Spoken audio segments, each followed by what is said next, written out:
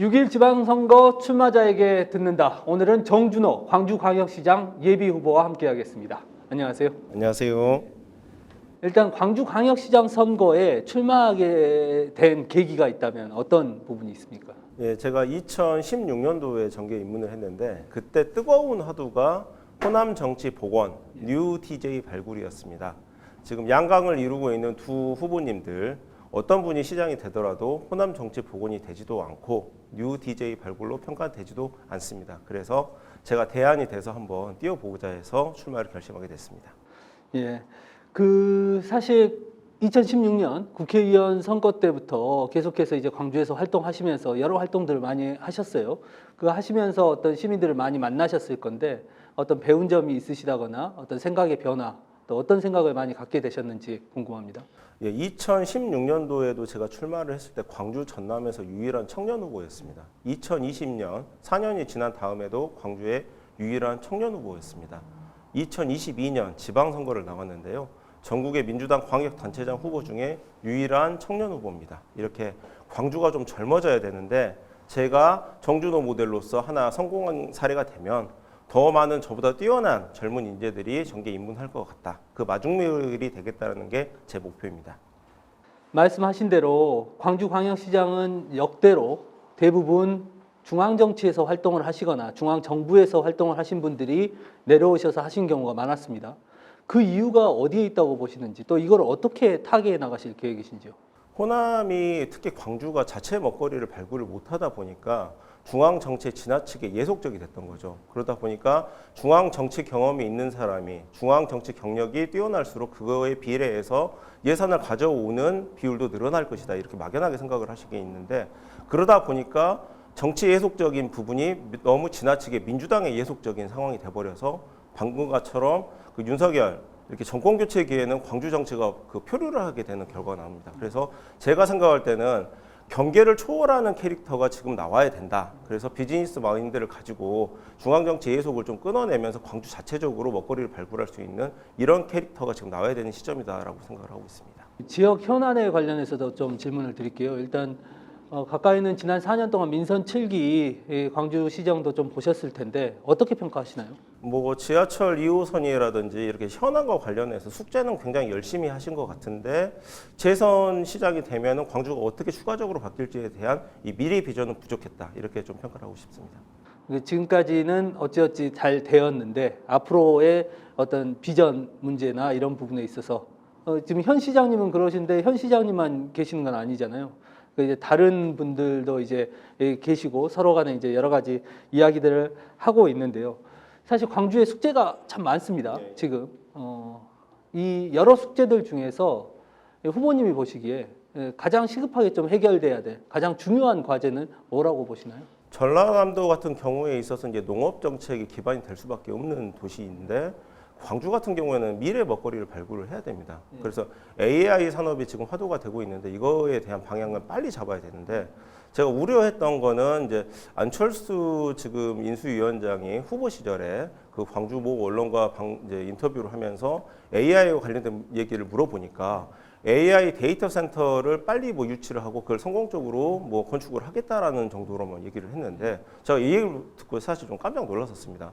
지금 국내 AI 대학원이 있는 이제 그 대학교들이 보통 한 7, 8개 정도가 되는데요.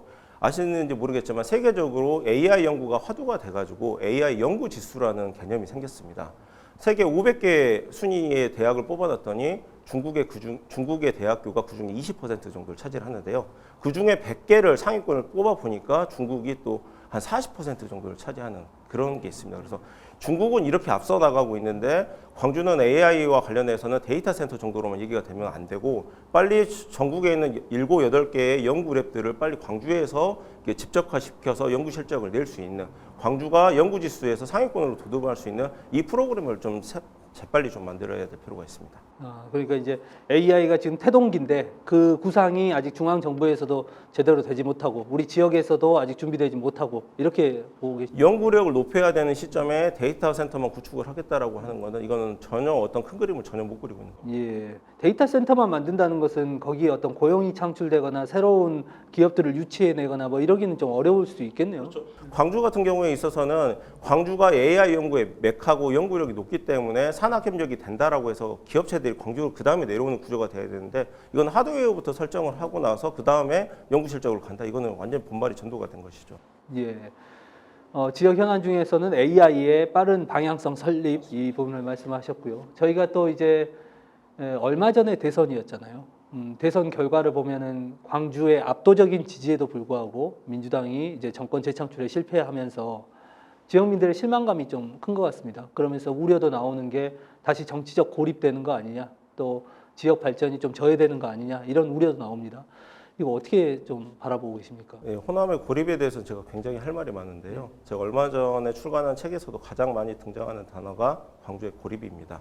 광주가 85%가 넘는 압도적인 지지를 보였음에도 안타깝게 정권 재창출에 실패를 했으면 민주당에 있는 모든 정치인들이 광주를 향해서 광주가 결집해줬지만 우리가 또다시 고립에 노출을 시켰기 때문에 지켜주지 못해서 미안하다, 진몸이라는 이제 그 말을 해야 되는데 졌지만 잘 싸웠다라는 호남에 아무런 위로도 안 되는 이 메시지를 내놓고 있는데 저는 이게 전혀 용납이 되지가 않습니다. 그래서 호남 정책 고립을 피하기 위해서는 이제 호남 자체적으로 다른 지역을 설득하고 다른 지역에 통용될 수 있는 정책 캐릭터를 발굴을 하고 다른 지역에 선을 보여야 된다. 이게 호남 고립을 탈피하는 첫 번째 발걸음이다라고 생각을 하고 있습니다. 예. 계속해서 이제 이제 활동과 관련해서도 좀 여쭤보겠습니다. 방금도 조금 말씀하셨지만 다른 후보들은 지금 후보들로 뛰어 있고 내가 손수로 뛰어 있기 때문에 민주당 중앙당이라든지 시당에 관련된 어떤 정책 또 공천 룰과 관련해서는 별다른 이야기를 하지 않고 있는데 후보님은 유독 쓴소리를 마다하지 않고 계세요. 이렇게 하시는 혹시 이유가 있으신가요? 네. 그 질문에 대해서 이제 민주당과 광주의 그 함수 관계가 어떻게 되는지를 한번 규정을 해볼 필요가 있는데요. 제가 좀 솔직히 답답한 거는 지금 양강 후보님들께서는 너무 무난하게만 가시려고 하고 그렇기 때문에 당선이 되더라도 무난한 광주밖에 보여줄 수가 없다. 그러나 정권이 교체된 이후에 뭔가 민주당이 변화되고 그 국민 눈높이에 맞춰주는 그런 지금 해결책을 내놔야 되는데 그런 그 경선 방식이라든지 이런 부분들이 광주에서부터 룰을 바꿔서 국민 눈높이에 맞는 그 경선 룰을 제시를 해야 되는 상황인데 광주 정치권은 전혀 그런 말을 하지 않고 있습니다. 그렇기 때문에 제가 답답한 마음에 선수지만은 룰과 관련해서도 광주가 선도적인 목소리를 내야 된다라고 제가 좀 다소 크게 얘기를 하고 있는 겁니다. 예. 아무래도 그런 과정 속에서 이제 또 여러 가지 또 이제 그렇다면 구체적인 대안은 뭐냐라고 하셨을 때 엊그제 이제 출마 선언을 봤더니 공약들이 꽤 구체적인 공약들이 새로운 공약들이 많이 나왔더라고요. 어등산의 어떤 암치유 요양센터라든지 금호타이어 비즈니스타운 개발, 뭐 세계 최대의 게임랜드를 만들겠다, 뭐 여러 가지 공약들이 있는데 시간 관계상 꼭 소개해주고 싶은 공약, 또 그 공약을 어떻게 실현시켜 나가실지 하나 좀 소개 부탁드리겠습니다. 예, 그 하나만 얘기를 한다고 하면 제가 금호타이어 부지를 좀 활용하고 싶은데요. 경부고속도로, 경부선으로 대표가 되는 국가 경제 축이 있습니다. 2차 산업, 3차 산업까지 경부선을 중심으로 발전이 돼 있는데 4차 산업혁명 시기에 와서는 제가 주목하는 거는 서울과 제주까지 그 호남을 관통을 하는 이 호남선이 국가 경제의 4차 산업혁명에서 새로운 경제 축이 돼야 된다. 그렇기 때문에 그렇게 하기 위해서는 송정역에 바로 붙어있는 금호타이어 부지가 비즈니스타운으로 건립이 돼가지고 광주의 먹거리가 거기서 숨쉬고 소통할 수 있는 채널을 지금부터 좀 개발을 해야 된다라고 해가지고 금호타이어 부지 이전이 화두가 됐을 때 재빠르게 저희가 1호 공약으로 지금 내놓은 상태입니다. 그러니까 비즈니스 센터라는 것은 기업들을 유치할 수 있는 공간으로 만들자는 거죠. 예를 들자고 하면 이제 오송역 같은 경우가 이제 그 메디컬 산업이 아주 발달이 돼 있는데 의료기기 산업 부분은 그 송정역에 인근한 금호타이어 부지를 활용을 해서 거기에서 의료기기를 하는 업체들이 유치가 될 수 있도록 이런 식으로 그 경제 축에 맞춰가지고 소통을 할 수 있는 그런 타운을 좀 건립을 해야 되는 상황입니다. 말씀하신 이런 금호타이어 부지 같은 경우는 저희가 다른 부지들도 그러하지만 이 사업비가 없기 때문에 대부분 이제 주택용지로 팔아버린다거나 이런 식으로 해서 이제 사업비를 만들잖아요. 이전비를 만든다거나 뭐 이런 식으로 하고 공공항 이전도 마찬가지고 뭐 민간공원도 마찬가지고 다 이 아파트를 짓는 방식인데 그래서 이제 지난 대선에도 사실은 이 부동산이 큰 화두였습니다. 광주에서도 여러 시민들이 부동산에는 상당한 관심을 갖고 계시고요. 부동산 문제로 좀 넘어가 보고 싶은데요. 일단은 부동산 가격 안정도 중요하고 뭐 어떤 개발 문제도 중요하고 이 부동산 정책은 어떻게 가져가실 계획이신지요? 시장이 되신다면? 지금 이제 언론에서 보면은 제일 답답한 거는 그 가격을 잡기 위해서 공급 일변도로 가는 이제 좀 단순한 시각으로 접근을 하는데 모 수석께서 이제 정권 초기에 집할 기회를 드리겠다라고 얘기를 했지만 사실 그런 유인책이 없었습니다.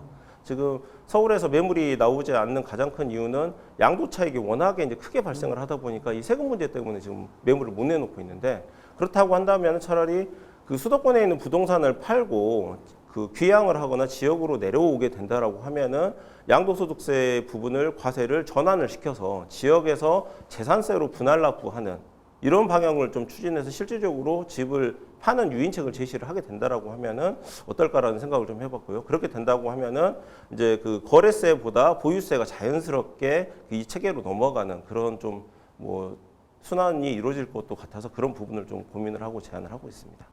또 지역에서는 또 광주뿐만 아니라 이제 광역시도 지금 다 조정 지역으로 좀 묶여 있다 보니까 그게 이제 최초에는 이제 국토부에서 결정하긴 했지만 최초에는 광주광역시에서 좀 제안 건의를 한번 했었어요. 최근에는 또 시가 또 기류가 좀 바뀐 것 같고 그거에 대해서 어떤 국토부에 건의를 하신다면 지금 조정 지역으로 묶인 문제나 어떤 이런 매매 규제 문제 이런 것은 좀 필요하다고 보신가요? 어떻게 보신가요? 지금 당장 이번에 그 대선에서도 봉선동 지역에서 윤석열 후보에게 뭐 40% 가까운 득표율이 나온 것도 무관하지 않은 내용이거든요. 그러면 이분들이 이제 분노하는 부분들이 뭘까? 그러면은 말씀을 들어보면 뭐 9억 원 정도로 가격을 설정을 해놓으니까 대출도 안 되고 집을 팔 수도 없고 그러면은 어쩌라는 거냐? 몇 년 동안 답답하기만 하다라고 했는데 아까 말씀드린 것처럼 좀 숨통을 트여주는 과세 유인책을 좀 쓸 필요가 있기 때문에 광주에서도 조정 지역으로 묶어놓지만 말고 이분들에게 뭔가 거래가 될 수 있도록 선순환 구조를 만들어내는 그런 모델을 개발을 해서 국토부에 좀 건의를 할 필요가 있습니다. 예. 아파트 개발 방식과 관련해서도 좀 궁금한 게 많이 있는데요. 광주시에서 민선 7기에는 아파트 30층 이상 안 된다, 오피스텔 40층 이상 안 된다라고 초기에 이야기를 했다가 이제는 좀 유연하게 대처하겠다라고 좀 정책이 선회한 상황인데 이 아파트 개발 방식 이 여러 가지 문제들이 많이 또 나왔어요. 지금 이 근처에 있는 화정동 아파트 붕괴 사고라든지 학동 붕괴 사고도 그런 난개발이 만들어낸 어떤 하나의 사례가 아니냐, 사고가 아니냐 이런 지적도 있고요. 어떻게 개발 방식을 좀 규제와 이거를 좀 이어나갈 수 있을까요? 제가 지금 이제 변호사 활동을 하면서 지금 좀 찾아보고 있는 데이터가 이 지역주택 조합으로 이제 대표되는 이 재개발 방식과 관련해 가지고 굉장히 소송이 많고 분쟁이 많습니다. 광주 법원에서 그 비율을 제가 지금 한번 찾아보고 있는데요. 그래서 저희가 이제 공약으로 이제 제시를 한 것 중에 두꺼비 프로젝트라고 해가지고 마을의 정체성을 잃지 않으면서 아파트보다는 좀 타운하우스 개념으로 해서 청년들과 소셜 미스타운으로 개발을 해가지고 좀 어울려 사는 그런 마을 개념이 유지가 되는 재개발 방식을 이제 제안을 했는데 아까 말씀하신 것처럼 그런 방식으로 이제 좀 추진이 될 필요가 있고 층수 제한이라든지 이런 부분에 대해서는 사실 시민들이 별 공감을 못합니다. 40층 제한이고 30층 제한이고에 따라서 특별히 시민들은 체감되는 게 없기 때문에 이런 식으로 제가 이제 두꺼비 프로젝트를 제안을 했던 거고 그 두 가지로 좀 나눌 필요가 있습니다. 신규 지구 단위 계획은 좀 개발하지 않는 게 당분간은 맞는 것 같고 그다음에 아파트 일변도에 대해서는 좀 엄격하게 규제를 하는 게 맞지만 다만 일자리 창출과 연결이 되는 투자 성격의 뭔가 개발이라고 하면 규제를 확 풀어가지고 좀 굉장히 투자하기 좋은 도시인 광주다. 이렇게 나가는 게 맞지 광주에 가면 30층 이상은 지을 수가 없으니까 투자하기 꺼려진다. 이런 인상을 주는 건 전혀 바람직하지 않습니다. 예, 그걸 좀 유연하게 가져가고 주택 개발, 주거 용지 같은 경우는 조금 소규모로 지금은 대규모로 하고 있잖아요. 역사성이 그 유지가 되면서 마을 개념이 흐트러지지 않는 방식의 개발을 광주에서부터 한번 제안을 해보자라는 게 제 핵심입니다. 예, 조금은 이제 다른 주제인데 지난 대선에서 이제 복합 쇼핑몰 관련해서 조금 논란이 좀 있었어요. 이 복합 쇼핑몰에 대해서는 어떻게 생각하시고 만약 시장이 되신다면 이 문제 어떻게 좀 풀어나가실 계획이신가요? 이제 복합 쇼핑몰 같은 개념은 이제 이렇습니다. 예전에 뭐 대구하고 부산에 지하철이 있는데 왜 광주에는 지하철이 없냐? 약간 이거하고 좀 비슷한 정서적인 뭔가 배경이 있는 이슈거든요. 그런데 지금 소상공인이라든지 뭐 전통시장과 관련된 문제가 있기 때문에 입지에선 그 부분 반영을 해야 된다고 봅니다. 제가 보니까 광주 시내 전통시장이 시계 방향으로 보면 1시부터 한 7시 방향까지 이렇게 분포가 돼 있는데 10시나 11시 방향에 아주 이제 IC와 연계되어 있는 입지를 찾아가지고 복합 쇼핑몰이 들어오는 게 맞고 제가 3호 공약으로 내놓은 부분이 복합 쇼핑몰, 광주형 복합 쇼핑몰을 그 고안을 하다 보니까 단순히 쇼핑 방식으로만 가지 말고 이게 산업이라든지 찾아와서 광주를 찾아왔을 때 방문하고 싶은 곳을 한번 만들어 보자라고 해서 세계 최대 게임랜드를 거기다 한번 유치를 해서 자연스럽게 소비와 좀 산업적인 유치가 같이 이루어질 수 있는 일거양득의 좀 제안을 한번 해보자 해서 공약을 지금 내놓게 됐습니다. 그러니까 세계 최대 게임랜드 공약이 복합 쇼핑몰과 좀 연관이 되어 있는 거네요. 그 전통시장하고 상관없는 입지에 게임랜드와 복합 쇼핑몰이 합쳐진 형태로 들어가게 되면은 누구든지 와서 광주에 왔으니까 부모님을 졸라서 그 게임랜드를 한번 방문을 하게 되고 부모님은 그 옆에 또 쇼핑을 하게 되고 이러면서 광주에 좀 내수를 진작을 하게 되는 이런 방식을 좀 고안을 했습니다. 네, 저희 아들이 참 좋아하겠네요. 이제 마지막으로 시간이 다 됐으니까요. 시민들에게 하고 싶은 말 있으면 한 말씀 부탁드리겠습니다. 예, 정준호 후보입니다. 예비 후보 등록하고 이제 이렇게 인터뷰를 하게 됐는데요. 정준호의 득표율이 올라갈수록 민주당이 확 바뀌고 광주가 확 젊어질 겁니다. 정준호 주목해 주시고 많은 격려와 응원 부탁드리겠습니다. 감사합니다. 네, 지금까지 더불어민주당 정준호 광주광역시장 예비 후보였습니다. 고맙습니다. 감사합니다.